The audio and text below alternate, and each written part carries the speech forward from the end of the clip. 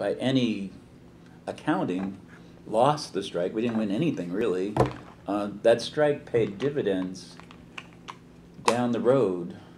The following year, that conservative Democrat was defeated, Ed King. Michael Dukakis, who ran for president here, took over as governor. And we were able, in the space of the following 3 years, to double the wages and win health insurance for the first time. So it all went back to that strike, that people had the courage to do that. And the irony, too, was that because they were going to work the whole time, but not putting in their time, they were taking care of their clients, just not taking care of themselves. The company at the end said, well, I understand you were going to work the whole time. Why don't you turn in your timesheets now? So they actually got paid in the end for the entire strike, too. Because, you know, so it was all a big show. Yeah. But it worked, and it made state government believe that that they needed to address the issues that the women were raising about. This is the poor taking care of the poor, and we're not doing this anymore. This is not how this is going to go from now on. That was, I believe, to this day, is the one and only strike in home care that's ever occurred. I think that there was a one-day strike that happened in New York City, but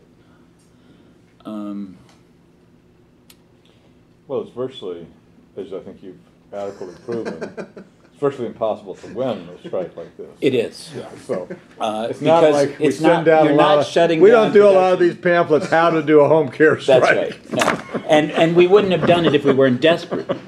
There was nothing else to do except walk away from the campaign and walk away from the work. There was And of no course, other that was all option based on and our- we would have lost faith with Yeah. the workers from the other agencies whose employers had signed the contract that included wages and benefits and increases in it. Not life-changing money, but improvement. So there was no choice. We had to go on strike, and we had to move people to take that step. It wasn't easy. I mean, we had some very hard conversations with people about. I remember, there was these twin sisters, Mary and I can't remember the other ones, the Washington sisters, and Mark, who was working with us at the time, he used to have this conversation with Mary on her back porch. Pretty tough conversation. You better be out there. And sure enough, they were, at least in enough numbers that made it look like a major disruption. And because it was a small thing, but because we had cut off the employer's ability to communicate on the first day, the first day's story was all about, it was our view of the whole thing. He didn't get a comment at all. So. And I know home care started as organizing drives in a number of places in Canada. We've obviously participated in some of the ones in BC or someplace like that. But just so we're clear, perhaps the single largest membership accomplishment within organized labor in our generation is the yes, that's right. 400,000 members that came in one home out of care. 5 service employees is now a home health worker. Yeah, so and it also fed into home daycare and whatever. Okay. So probably this work that started right from the sort of genesis of ACORN into ULU and whatever. And there were other efforts in New York that were coming along in home care, whatever, but it ended up being, 500,000 or more people at a time. And we believe that labor's we been bleeding. invented it right here in Boston. And that's the issue. I made the mistake of telling him about a book that when I called him to prepare him for this, a book. I've asked for, I'm going to find those authors. I'm going to set them straight. Anyway. So I made a mistake of telling him about the book, and I said, Mark, you might. Boston, we rolled into Chicago in 1983. Same thing. At that time, we were focused on the agencies, and same thing, check pickup, sign cards. So I was out there at the very beginning, and I was at a company called McMade on the north side. We signed up. I was out there on a Friday. Signed up. I don't know, maybe like 100 people in a couple hours, and I didn't. We didn't have any money then. In fact, it cost $5 to join the ULU, and we needed your $5 on the front end because we needed the money to put the gas in the car to go on to the next house visit. So I didn't have a car out there, of course. I mean, we weren't renting cars or staying in hotels or anything. I was sleeping on somebody's couch. But on the way back from McMade, I'm taking the bus back to the office and got very sick and dizzy. Stumbled off the bus, leaving the cards on the bus. Oh. Hundreds of cards, a whole day's worth of effort and a bunch of conversations with people. Gone forever. I mean, the CTA might know where they are. I don't know where they are. But believe it or not, we went back the following week, signed them all up again. Had no problem signing them up again. I don't know what the story was. I don't remember, but they all signed up again. And that became the first agency that we organized in Chicago. And from there, Wade's right, over the past, that was 1983, so almost 30 years ago, over those 30 years, they've built the organization to 91,000 members in Illinois, Indiana, and Missouri, I think. And it's moved beyond agency-based home care to more broadly based, what do you call it, in-home supportive service sort of programs that reimburse people as individuals for their work. That's, in fact, how it's really done now, personal care attendants.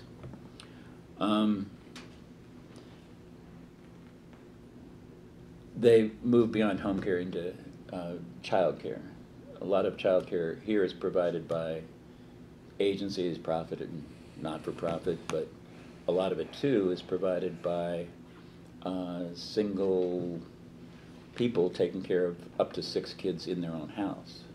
In fact, that's probably how most kids get daycare. And again, it's the poor taking care of the poor. In Illinois and other states, we moved, as I said, beyond home care to organize those family daycare providers as well. And just for the background here, ACORN then, in much the same way, had 6 or 7 chapters. Largest one was in Los Angeles and other states as well that were home daycare providers, because under labor law it was unclear if these were really workers or really supervisors. That's right. Because in some cases they were hiring people, in some cases they were private. Yeah, even entrepreneurs of one kind. Well, and they saw themselves that way. Yeah, so SEIU was adamantly not interested in these workers whatsoever. So once again, we kept running into, as President Clinton changed welfare from something as we know it to something different, that meant everybody had to work. Well, the work that was most available became taking care of kids. So a lot of welfare recipients ended up as home daycare people. So you were then running through them in all the neighborhoods. We would sign it. We started organizing chapters of these people when we couldn't get unions to be interested. Once we had members in, as I say, 6 or 7 different cities, we went back to SEIU because once again we started hitting the ceiling of what just as in ULU, where ACORN couldn't continue to finance it. So yeah, what are the resources? Yeah, so we then affiliated all them into SEIU and made a different kind of arrangement, and then under those circumstances that we ran the home care drives in New York. I went, with the teachers. I sold it along with John Kest to Randy Weingart, Right. and kept doing those meetings until we got that done. CWA in Connecticut, and then SEIU in a number of other states, which added, I don't know, 100,000 or so. Millions of people, millions of dollars moved around. Yeah, we could move money. I'll just sort of end with California. So California is must be our largest state in terms of population. 30 million people live in California. Yeah, bigger than Canada. If it was if it was a, So to speak. if it was a country unto Close. itself, it would be the. Same. It would be, Close. so Well, everything okay. in California is on a whole different scale. So, Yeah, like Canada. I was here working for the Home Care Workers Union. Things were getting, we were doing fine. But All right, who can it turned out that we had an opportunity to launch a campaign in Los Angeles. And the opportunity was this, that, as Bill said earlier, it's all about the list. And certainly in home care where there is no workplace, it's really all about the list.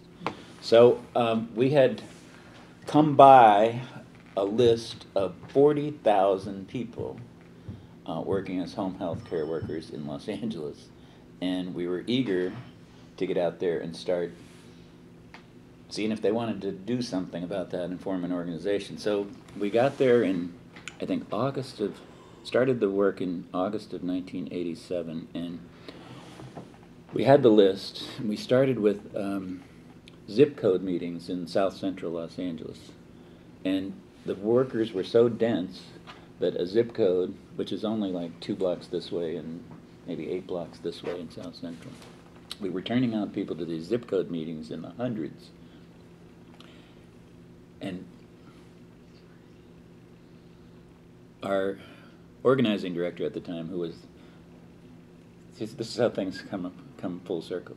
The organizing director for service employees at the time was Mark Splain. So Mark comes out. For healthcare. He had kind of, this campaign was his brainchild. So he comes out and says, "You're doing this all wrong. You're not doing it on the right pace and the right scale." So in like mid-September, early October, he comes out and says, "So here's the plan. You're going to sign up 15,000 people, hold a convention, a founding convention of 1,500 people on January 15th, Martin Luther King Day." I says, "Mark, that's only 90 days away. I don't care. That's what we're going to do." It's like Wade's 2080 plan. It's like you set a goal that's impossibly out of reach, and then just work like maniacs to achieve that goal. And sure enough, by January 15th, we had signed up 15,000 people. What we had to do to get there, I can't tell you. It was bizarre, but we had, and because it's service employees, resources were not no object, but we hired 20 organizers. We opened offices all over Los Angeles County is vast. It's just. I lived in Los Angeles, 25 miles from downtown, but you could live further out than that. Anyway, so we remember this, Bill? You were there. We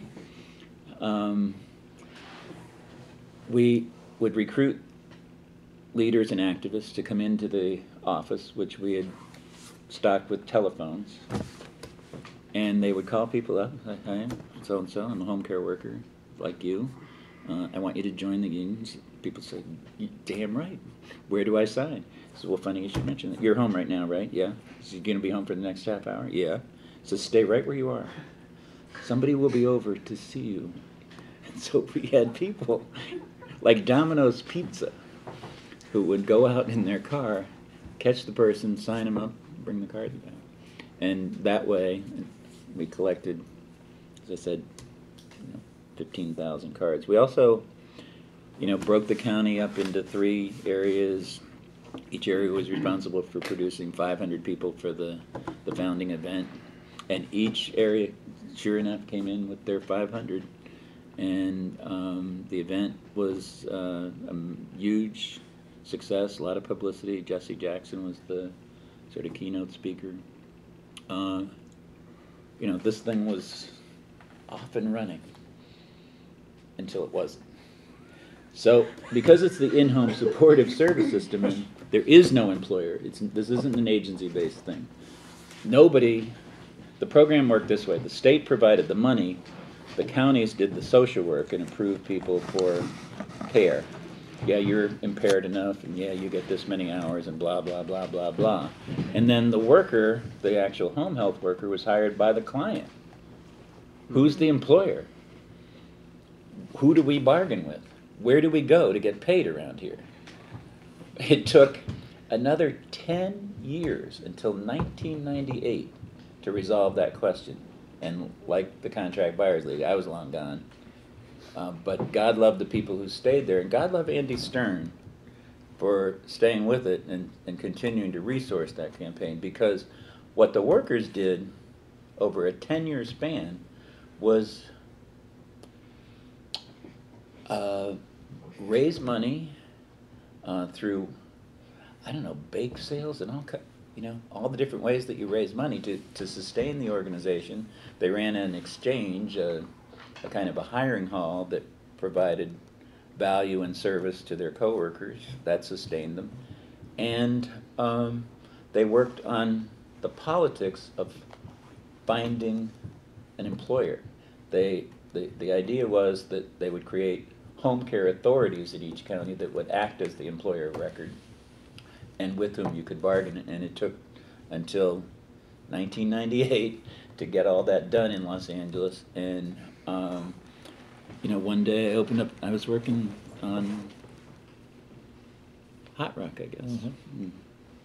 New Orleans. I opened up the Times, and sure enough, there's an article about 74,000 Los Angeles home care workers vote for unionization. It's like, and that was the start of, that was the big victory in Los Angeles that led them to organizing thousands more home care workers in California. And then the victory in California, I think, sparked a lot more organizing in a number of other states. Wade talked about the states in the Northeast, but we did campaigns to win the right to organize or to get this work better funded in Wisconsin and Michigan and a whole bunch of other places. Washington. A lot of that's been Washington. That's right. Some of that's been rolled back, but it is true that it was a remarkable span of work over the last 30 years that changed the face of Service Employees Union to the point where 1/5 of the union is now home care and child care workers. And what that constituency does for us is, it's all about lists, it's all about politics, it's all about, as Fred Ross said, that a list of people, low-income, moderate-income people, that in home care there aren't a lot of grievances in day-to-day. There are no bosses. Grievances come from bad bosses. If you don't have a boss at all, you don't have any grievances. So you have a list of people who are ready to do stuff that you can move. So I don't think local AA's ever had an arbitration, have they? Last I knew, they never had. No. So you have all this organization and energy. Don't just well, and sit that's around the problem with your finger SEIU up is your this nose. became a cash cow, even though these were Yeah. low-wage workers paying relatively small dues compared to much higher-wage workers. Yeah. The servicing costs were virtually nil. So you had this, so they started merging them with nursing home locals to pay for nursing home organizing, in some cases with hospital locals to pay for hospital workers, because you had When it should millions have of been the dollars other way worth of around. dues being created by Right. home care workers, and it became the revenue stream for a lot of other things. But when we were doing the home care organizing here and the maintenance of the organization afterwards, we would have a season for winning the money, getting the state to reimburse it more, then bargaining about that money with each employer, but then the rest of the year was off. So we could devote ourselves to more organizing. That was one thing, to come back the following year with more power, but also to move people into campaigns for other things. So about a third of our members lived in public housing, we discovered, and like Bill was saying about these entrenched leaders in welfare rights, there were lots of bad entrenched leaders in public housing, and we would run slates of our members to get them out of there and put good people in those spots. That was one big campaign that we did. Another was in Massachusetts. You don't have the same healthcare system we have. Ours is kind of barbaric. You may have read about it. Yeah. And I mean, I'm sure you've all heard or read about Obamacare, but that is not the first go-round on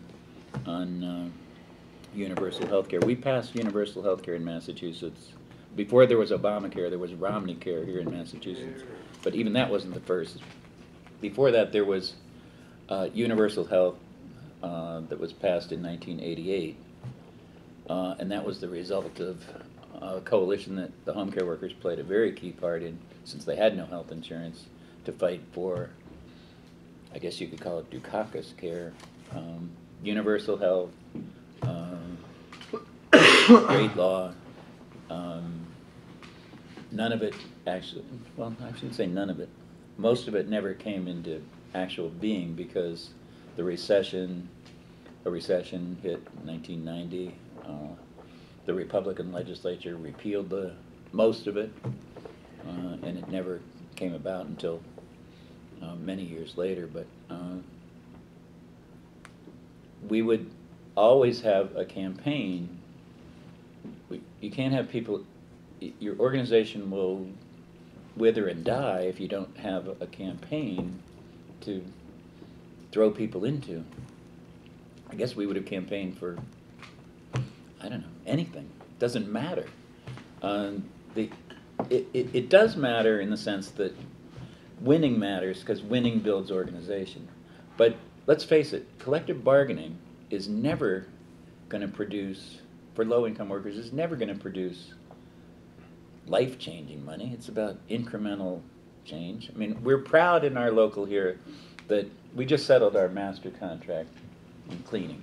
So we clean all these office towers, big banks and corporations and biotech companies and universities. We're proud that we move millions of dollars through collective bargaining out of downtown and out into the neighborhoods. But we're not confused that, you know, that is somehow going to lead to income inequality in the U.S. It's not. We didn't win the lottery. We're just bargaining a contract for, 60 more cents an hour. That's it. So those winning is important because it helps you build more organization. In itself, you win the stop sign, you don't win the stop sign. If you win, you move on to the next thing and maybe to something bigger and more difficult to win. But it's all about building the organization from one day to the next. If you lose, you better move too. Yeah, exactly. Or move on to something Maybe a little else. faster. Maybe the stop sign was too big an issue for us to take on. That's right. Maybe just we a should- pole, no sign. Maybe, yeah.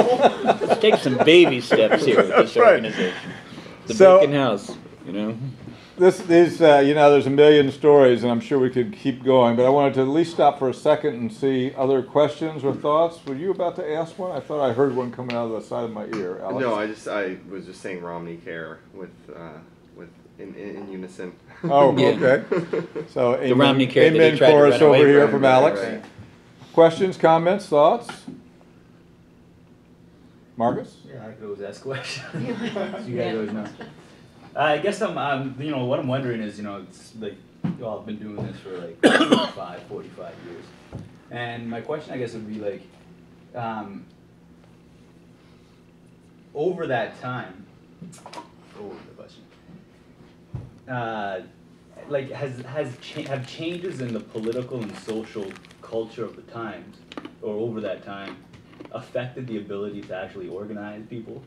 Like, have changes sort of, like, has it been more difficult at certain times over the 70s, 80s, 90s, 2000s?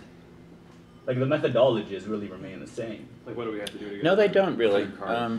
Yeah. Telephone. 15,000. Methodology has Yeah, changed. yeah. No, the telephone is useless to us now. People don't have landlines. They have to find some other way to reach people. Right. So those are very practical things that have changed over time. Marcus we and can't I do phone banks. last week had a conversation in which I tried to explain to him as best I could what a crisscross directory was. Yeah. And if there was Yeah. any way that we could Or what get- press type is. I didn't go right. there. You know, just That wasn't gonna help me, press type. right. But I'd like For the press type. leaflet. That's right, we didn't go there. But you know, you used to be able, if you had a phone number, you could find an address. Yeah, right. Crisscross. To the degree Reverse. people don't have landlines, I don't even know if they print those. Beth, to her last day at ACORN, bought them for what, $500 or $600? When they went online, she was the last organizer in ACORN who still came Still up with the believed in money them. to buy those Yeah. things. But binding people, the list it's still fundamental, right? Well, there's some things. It's that what go killed down. us at Walmart was Yeah, you're once. not going anywhere without a list. Once we couldn't get UFCW to keep financing, buying additional You know, I was lists, talking we didn't have about enough the dirt. petition that sparked the home care campaign. It was about something else, but I remember, you know, in New Orleans, we would petition in the hotel work. You know, we would stand at bus stops and petition for better bus service to build the list. The list is everything. We had hotels putting out notices to all the employees not to sign a petition to increase the that's- minimum wage. that's that right, was, right. That was our most popular one. Let's move the minimum wage up. Right. Everybody would sign that. Yeah, we're for that because that's all But we're the making. employers were against it. No, don't sign any of those minimum wage petitions. Damn. So, you know, I think But the methodology has changed. You know, Right. different ways of communication and the problems. I mean, Well, see, Well, I that's think, one that the most striking thing to me about what you've had to say is to realize, like, we thought you couldn't organize security guards because the law says you can't unless they have their own union. Right. And so we thought you couldn't do that. Or we thought, you know, in LA, you can't. How do you organize people What is without this, a a workplace? union in search of a boss? Yeah. Because without a boss, you can't Yeah. have a union. What's that? And so it takes a certain vision to say, wait a minute, who cares if the law isn't there? You can Yeah. organize, you know, they just signed a contract in Philadelphia for 2,500 security guards, Right. you know, tied Man- into that's right, Manny the just the negotiated. janitors. Right, A lot of this stuff has to do with just kind of being an Imagination. outsider and seeing it. When we did, but I also don't agree that, you know, sometimes you do hit the lottery. Through collective bargaining. Yeah, oh, without a All right. doubt. here we Wanna go. hear about this. Cape Cod's and Islands Hospital. Oh, There we that's go. true. Yeah, Okay. Come on. Well, so but listen, Cape Cod, no, yeah. we're not, I was doing construction organizing in Las Vegas. And all the workers who were immigrants did the suburban housing kind of thing. And the unions did the casinos and stuff. The casino wage for a That's true. for someone who was a laborer was $20 and $8 in benefits. For a immigrant doing the exact same work, they made $8. No That's it. benefits. And when you got into the union, Boom. you were middle class, Yeah. like that. That's right. And the money was just there. It isn't, there's nothing God-given that this is a low-paying job versus a high-paying job, right? This isn't, manufacturing is a high-paying job. You know, that's what they talk about in the US. I know you guys talk Canada. But they say, oh no, manufacturing, we lost that, so we lost the jobs. Why is It's not manufacturing inherently paying high-paying. more Yeah. than home care? Right. It's all, you know, a question. It wasn't a question of skills. It isn't. It's a question of power, but it's That's right. and how you see the world in a way, as to what it ought to pay. Well, the other thing too, I think, to go back to the question, what sort of changes have we seen? We've sort of focused on the sort of minutiae of the technology stuff, but your question really was about, you know, the big picture changes. And we've been working in employment as, you know, one of our 7 plots here for the last number of years. And what we started with was an analysis back in 1978 that the American labor movement was dying, that these old white men lacked the imagination, the energy, the will, the effort to put into organizing the people who wanted and needed to be organized the most, and that if we didn't go out and do it, nobody was going to do it. That's what we've seen over the last, what is it, 30 years is a real sad confirmation of all that the American labor movement has done nothing but move backwards over that period of time. And I don't know, during Occupy there were all these graphs about how the decline of the American labor movement in this country also coincides perfectly and exactly, the lines are exactly the same as the decline in income.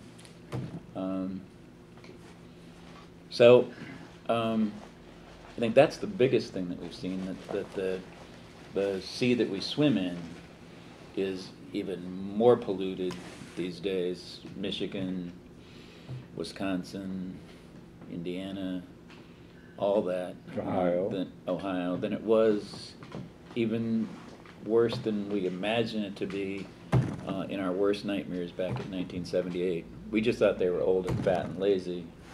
It turned out that So are we. now we are, right? And, you know, I think I'm about to retire soon, and I think, you know, our generation of organizers has a lot to account for, because we were there, we saw all this happening, we, you know, we witnessed the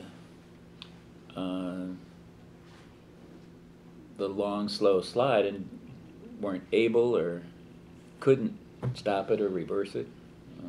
We tried, but there it is. If you look at the numbers of people who are organized, the numbers of in any kind of numerical test that you want to apply, we're worse off. The American working class, low and moderate income people are worse off today than they were when we started. So. And Canada's right behind us. Yeah, you're right. You know. Right. Yeah, yeah. Yeah, that's right. Well, We're catch up. Wade, I was looking at ACORN Canada on YouTube, and I came across a clip of Wade talking about Canada, and I don't know if he's ever said this to y'all, but he described Canada as a cold U.S. U.S. with worse temperatures, something like that. So you got to watch Judy's interview. That's how you knew exactly who Judy was when she walked in. You know, the fame YouTube is a precedes you on YouTube. Well, now there, speaking And of this will tools, be on there's a tool YouTube. that we didn't have then. You know, if we wanted to learn about something, God. Well, and then, Now you you know, just Google it, right? as I've told everybody, you couldn't have even imagined doing international organizing without No, email, no. Oh, my Skype, God, no. cheaper plane fares, I mean, things like that. I mean, the notion that 30 or 40 years ago you could service or try to organize 15 countries in a community organization like I'm doing, I mean, how would you do that? I mean, And maybe that's how we reinvent ourselves and think about doing better in the next 40 years than we did in the last. well, you know, you But gotta it's struggle up there to to you all. win. Other questions, Alex? I mean, you sort of started answering it there. I mean, how? Obviously, if, you know, if we knew the answer to this, it wouldn't be, you know, in this situation. But you know, in hindsight, and you know, in hindsight, in terms of stopping that kind of, you know, decline, you know, what do you think that labor, you know, should have done, and now, you know, what do you think that they can do to kind of stop the bleeding? There, more organizing. Just more organizing. That's all there is. Right. Just more organizing. A movement that is static is dying. They don't know it, but they're dying. You have to keep organizing. Fair enough. In some ways, it seemed to me like because all of y'all talked about a constituency of hardcore workers who or even who were Yeah. welfare recipients, are just the lowest waged people. I mean, even, you know, when you were saying who were you running into in LA were people who've been involved with welfare rights. And, Mhm. I mean, it's very clear that that's the constituency too. And that's a constituency that Right. you will still find in large numbers cash and paychecks at marginal locations. That's what's so exciting about, you know, the fast food strikes or the Walmart work. Or, Was that the lesson of the fast food work that was done before? I didn't remember that. that's a whole different. We don't have enough time for that tonight. We'll have to wait for that book to come out. I just want to throw one other thing in here that you'll know Star Trek: The Next Generation. Yes. When Whoopi Goldberg was hired for her role in that science fiction show set in the future, she said that she was happy to learn that there were black people in the future. I'm happy to know that because of young, dedicated organizers like yourself, that there will be a labor movement, and whatever the objective conditions that we confront, you have to figure it out and try to figure out. There will always be a labor movement. There will always be a need for organization and disruption and fighting back. You just got to figure out how to do it and what form it takes. Let me introduce one other issue before we close this down. I mean, this is often something that we confront in Canada. Canada is a much nicer place than the United Very States, polite. as we frequently discuss. And so the Very frustrating sensibility that way. is different in terms of how you view conflict. And, you know, a submerged theme that you may or may not be hearing is the role of conflict.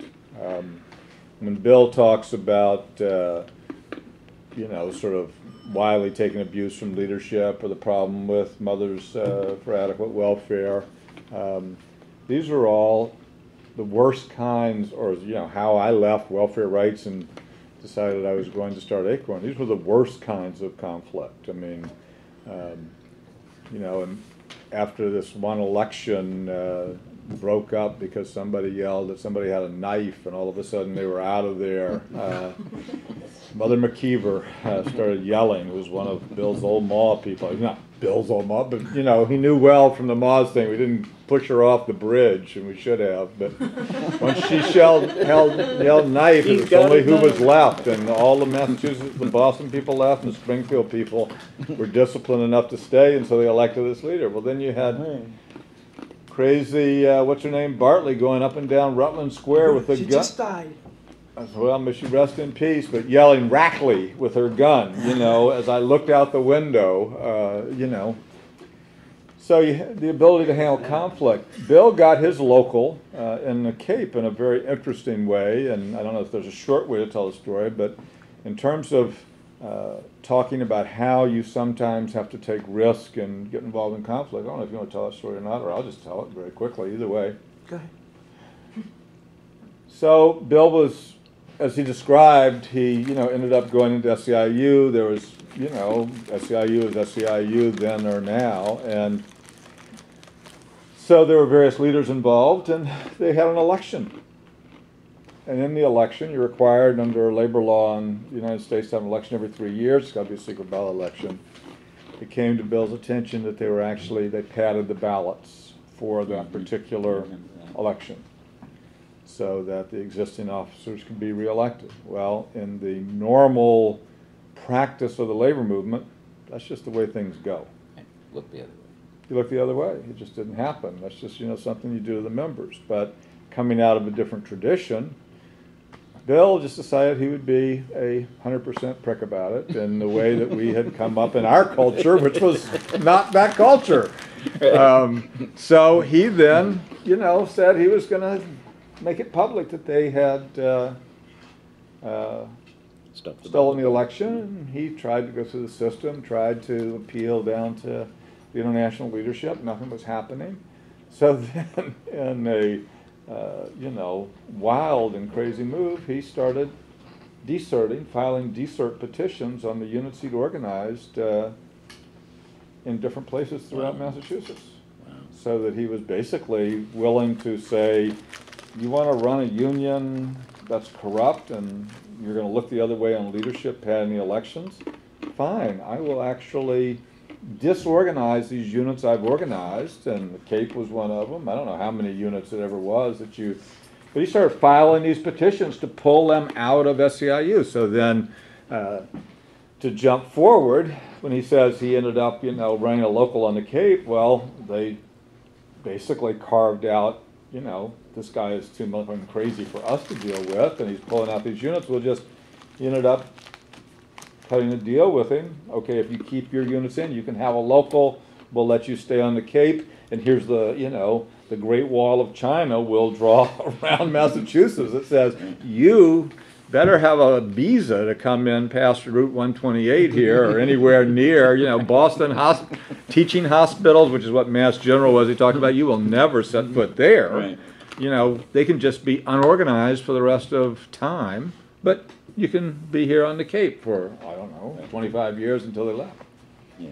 But that, if you, in organizing, the level of conflict that's involved in these structural changes with existing leadership and existing structures, and up to the point, you can just imagine what it's like to have everybody against you, and you're out here trying to stand with your, body on the line because you believe in membership and the integrity, these crazy principles under which we work. And Mike is glib and talking about how you cut the phone wires and whatever. This is all, they don't teach this, in the second semester at graduate school. This is all, balls to the wall stuff. If you're going to win, you do what you have to do to win. You stand up and you have to stand up. There's a lot of stuff that's involved in this. I don't know what you want to add, Mike or Bill. The standing up to trouble. Conflict is, you have to like conflict in the end if you're going to do this work. Conflict, there's I don't know, all my books and everything I have is very old, but there's a guy named Kosa who wrote on the theory of social conflict. Yeah. And it's a very important book to read and to understand in terms of how conflict brings people together. And there's nothing like conflict that does that. But we deal with conflict all the time with everybody. Nobody trusts an organizer. Everybody thinks you're out hustling. It's just impossible that what you're saying is what you mean.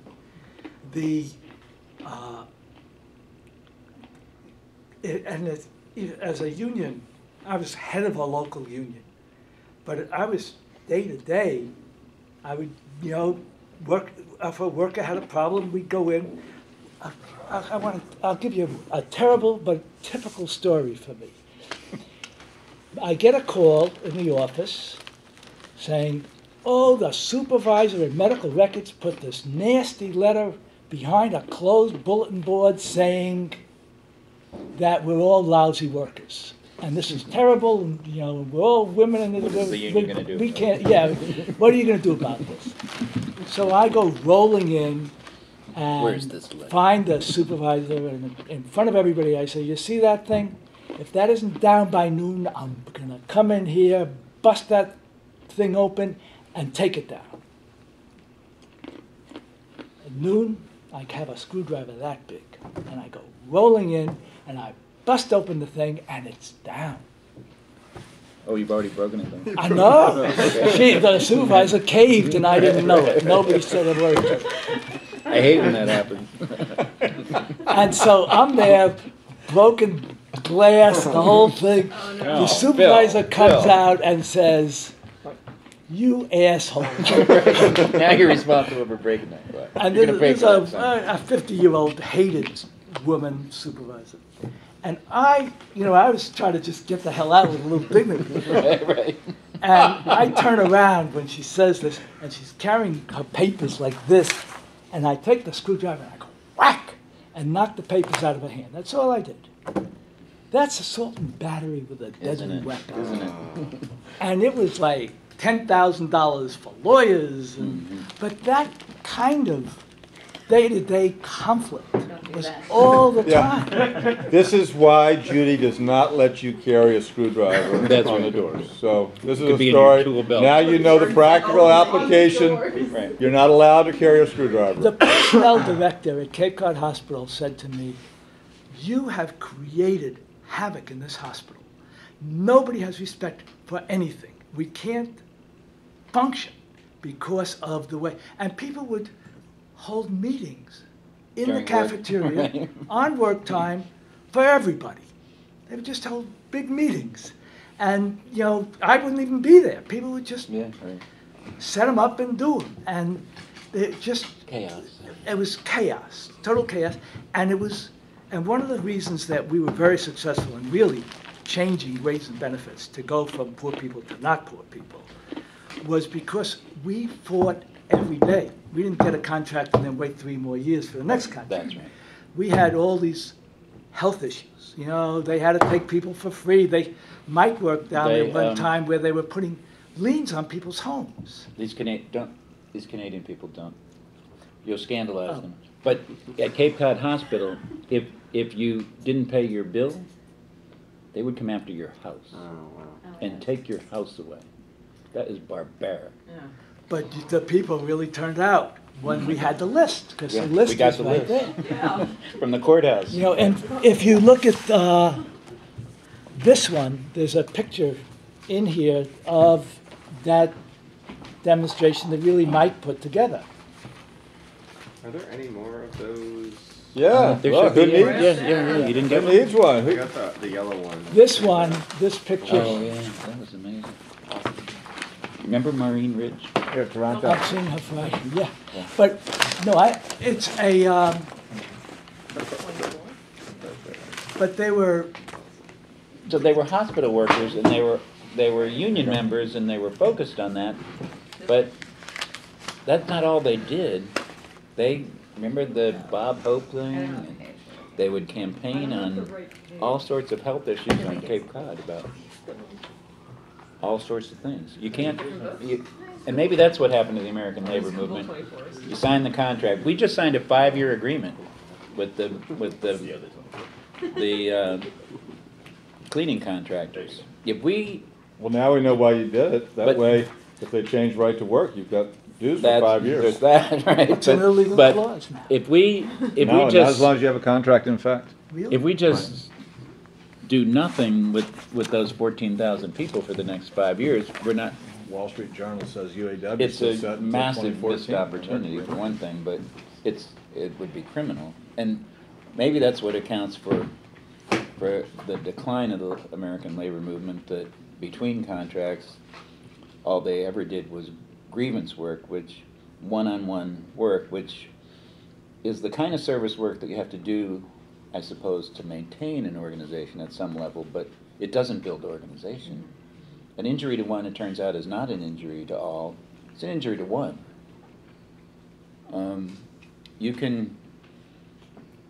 You don't build organization off of Well, this- individual grievances. But there's also just a million confused ideas in union people's heads. Yeah. For instance, we think, or most of us think, that you're supposed to protect the worker, right or wrong, Yeah, no matter what. which the other workers don't Don't see agree it that with. And which makes no damn sense. And which turns out to be a costly thing on top of that, to grieve and arbitrate, Right. just to say that we tried to save your job even though you got caught stealing the rope. So our members, I work a lot here with security officers, kind of our newest group.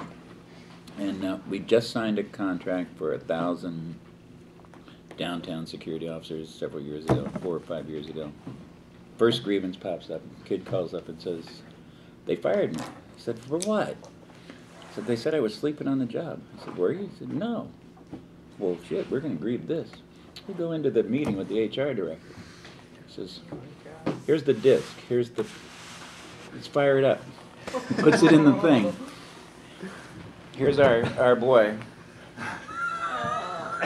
With the camera, I mean, he's in the lobby of a big office building, and he's sound asleep.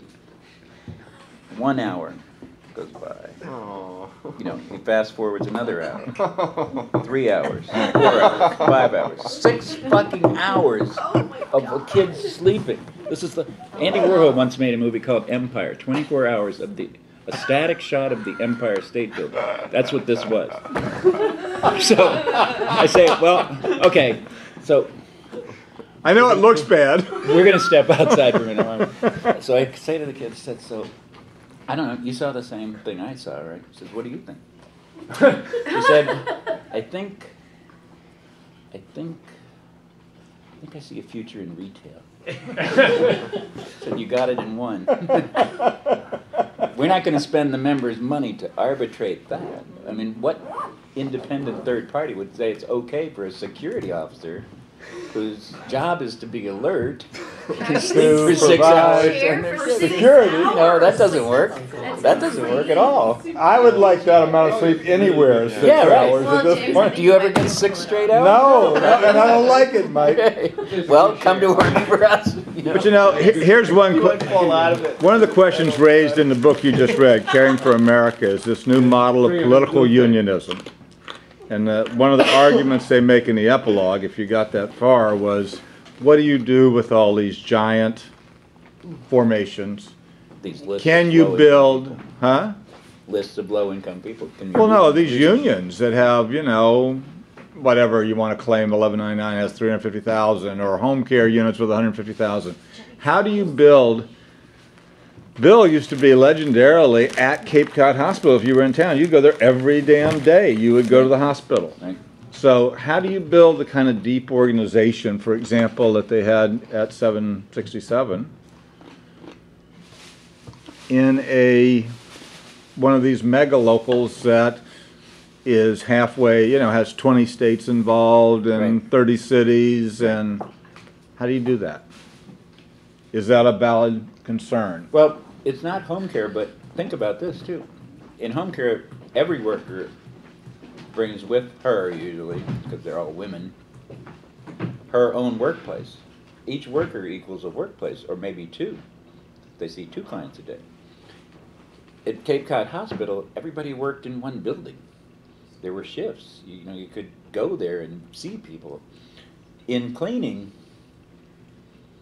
I mean, we're just 1,000 members, but we're in 157 buildings. And now we've added more buildings in the suburbs. We're in like 250 buildings. We can't begin to get around to all that. And in cleaning, we're in maybe 2,000 buildings between New Hampshire and Providence, Rhode Island, out to the suburbs, to Springfield. You can't cover all that territory. You can't see people every day. We can't get around. There are some buildings that we never get to, especially the smallest buildings. So, how to organize it? How do you and build the organization? How to build the organization? Well, but the issue It's is very really- similar to, it's just political organizations. You know, right after, Yeah, yeah. when the home care workers in LA were organized, the guy who was the head of it, when they finally won the election, the guy who was head of it, David Rohn, Mhm.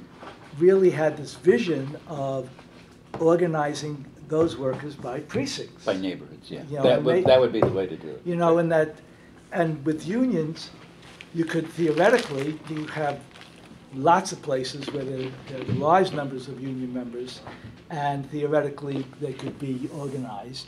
I mean, that's certainly Obama's vision, is that you just take Mhm. poor people and keep them organized forever. The bosses do a great favor here. They, not only do they do the checkoff and send the dues money, but they keep them organized. They keep people in place so that when you come back 5 years later, as a union having done nothing for 5 years during the contract period, the workers are still in place. And, and there they are. You can Not in start. your industry. Turnover bill. Well, it doesn't matter. There's still, you can Oh, get the address, yes, the yeah, phone number, that's the- true, yeah. where they It's still a are, union shop, and you yes, can, that's and true. you have access, and That's you true. can reorganize them very That's easily. That's unless they remember that they haven't seen you for 5 years. So just speaking of that, we have, as I said, 18,000 members scattered over 3 states, but in fact, they live in the low-income neighborhoods in the center city. We have 2,300 members who live, y'all came in on the plane? That neighborhood that you land in is East Boston. East Boston is maybe a mile square. We have 2,300 members who live in that little neighborhood. Wow. In the next city over, Chelsea, which is even smaller, it's an incorporated city, but I mean, you could walk it from one end to the other in 10 minutes. I lived there for years. Mark lived there too, but we have 1,100 members who live there. We have, and they don't even live scattered throughout little tiny Chelsea. They live on a couple of streets in Chelsea. There is a street, Bellingham Street, the typical house here, which we borrowed from the French Canadians who moved here to work in the mills. It's a 3-family. First floor, second floor, third floor, generations. So now, in these 3 families in Chelsea, there's 3 different households. We have houses, many houses, with a member on the first floor, a member on the second floor, and a member on the third floor. So do you organize them on a community basis? Sure. Yeah. Okay, so. In where we have that kind of density, you'd have to be stupid not to. That You have doesn't to. mean that, okay. You have to. So you're not stupid, but I would wonder how many unions do that. And if they were citizens, we would own East Boston if they were voters, and their children will be. So the thing about immigrants is that they come here from all over the world. Security officers are from every country in the world. Cleaners are mostly from Central and South America, but they come here and at best achieve a green card. In some cases they have no documentation, but their children are here. And while they might have been nurses, doctors, lawyers, teachers back in the old country, when they come here, you're a janitor. That's what you're going to do. And so you work 2 and 3 jobs. You send some money back home. I've seen your work on the remittance thing. You send the money back home, but all of your energy, all of your investment is in your children. So we're looking at, a campaign. We have thousands of members who live in Boston. The schools are for shit. We need to move people into a schools campaign, I guess, Interesting. Their parents, and their entire investment is in their children and making a better life for their children. That's why they came here in the first place. Well, we could go on and on and on, but I guess every good thing has to come to an end. Jude, you want to pull this one?